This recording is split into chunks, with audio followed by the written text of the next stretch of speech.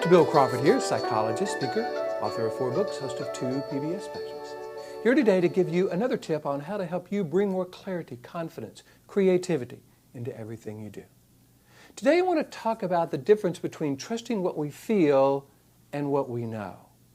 I think this can be confusing at times because often we'll have a feeling that we won't really just be able to put our fingers on. We won't really know quite why we feel this way, but we have that feeling. And sometimes people get confused. Should I trust that? I don't really have any reason to feel that way, and yet I do. Should I trust that? Or is that some sort of misunderstanding? Or is it something I shouldn't trust? Should I really trust what I know? And I think we need to understand 2 things about this. Number 1, how the brain processes information. If you followed my life from the top of the mind philosophy, you know that we've got these 3 parts to the brain. Lower part of the brain is the brain stems where our fight or flight responses are located.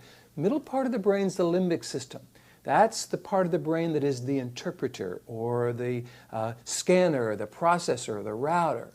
Upper 80% of the brain is the neocortex. This is where we have access to our interpersonal skills, problem-solving skills, clarity, confidence, creativity, compassion, etc. So here's what goes on. The limbic system, based on its kind of environmental and evolutionary perspective, is looking around for things we should be worried about, things that are threatening to us. That served us very well when we were walking through the jungle and heard the roar of a saber-toothed tiger. Limbic system reacted. We were likely not eaten by the saber-toothed tiger. Today, however, that limbic system is still functioning on this hyper-alert, hyper-fearful perspective, and sometimes that serves us and sometimes it doesn't. When we're in a dark alley or going down a stairway or in a parking lot or just in another situation where just something feels off, trusting that gut feeling can be very helpful. We can move to another situation, connect with a friend, do something in a way that keeps us safe. But when we're using this fear-based part of the brain to determine whether or not a relationship is a good idea, or whether or not some other part of our life is really working as it should, that can throw us off. Because at that point, I think what we really need to do is not trust so much what we feel or what we fear, but what we know. Is the person we're in a relationship with trustworthy? Have they proven that we can depend on them, that they do what they say? Is the situation we're in something we would recommend to someone we love? See, those are all questions that are answered by the upper 80% of the brain. And it may be that we might feel anxious about a situation when in reality there's nothing to feel anxious about. So we've got to make that determination. Do I trust my anxiety, my fear, or what I know? And I think that the beginning of that is to look at that from the different parts of the brain. There is a part of my brain telling me there is something off here.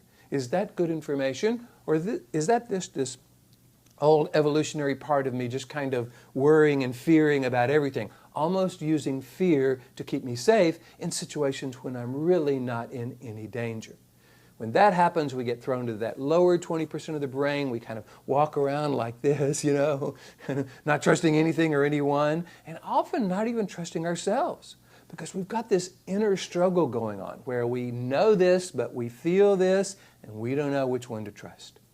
So again, what I would encourage you to do is to ask yourself the question, is this anxiety I'm feeling, this gut feeling, is this good information in some ways?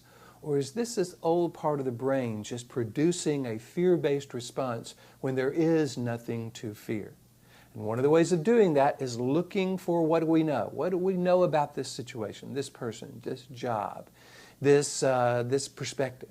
Is it worth trusting? Has it been trustworthy in the past? Is it serving us now? Would we recommend it to someone we love? And if we determine that, yes, this situation, this relationship is something I can trust. My knowledge about this person or this situation is something that I can trust.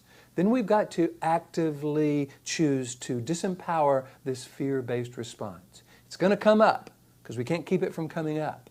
But when it comes up, rather than feeding it, we want to go, no, that's that old part of the brain thinking I'm in some sort of dangerous situation when I'm really not. Now, it may be true that we find ourselves later on finding out, whoops, I guess I should have trusted that. But we can't know that all the time, and we don't want to live in fear. I would rather trust a situation that has given me good reason to trust. This is not me just making this stuff up. That has given me good reason to trust this person, this situation, and maybe find out at some point along the way that, okay, maybe that wasn't such a good idea, than always living in fear, trying to use worry and fear to keep me safe. Because that throws me into that lower 20% of the brain, produces anxiety, produces chemicals like cortisol, adrenaline, noradrenaline, and really skews my experience of life. Hope you're finding these videos valuable. I'm having a wonderful time bringing them to you. By the way, if you want to learn more about how the brain processes information, my website is full of information about that. There's videos, there's quotes. The website is billcrawfordphd.com, or just Google Bill Crawford PhD. I'll come up on the first page. If you want me to come and do a presentation for your organization around stress, dealing with difficult people, leadership, any subject that has anything to do with how the brain processes information, which is everything, by the way, just go to the website, hit the contact button. Let me know what you're interested in. I'd love to work with you around that. Of course, if you want to work with me as a psychologist, coach, whatever you want to call me, again, go to the website, hit the contact button, and I'll let you, I'll look forward to hearing from you and talk with you about that as well. In the meantime, here is to you, bringing more clarity, confidence, creativity to everything you do, especially around knowing what to trust, what we fear, what we know. And I look forward to seeing you in the next video.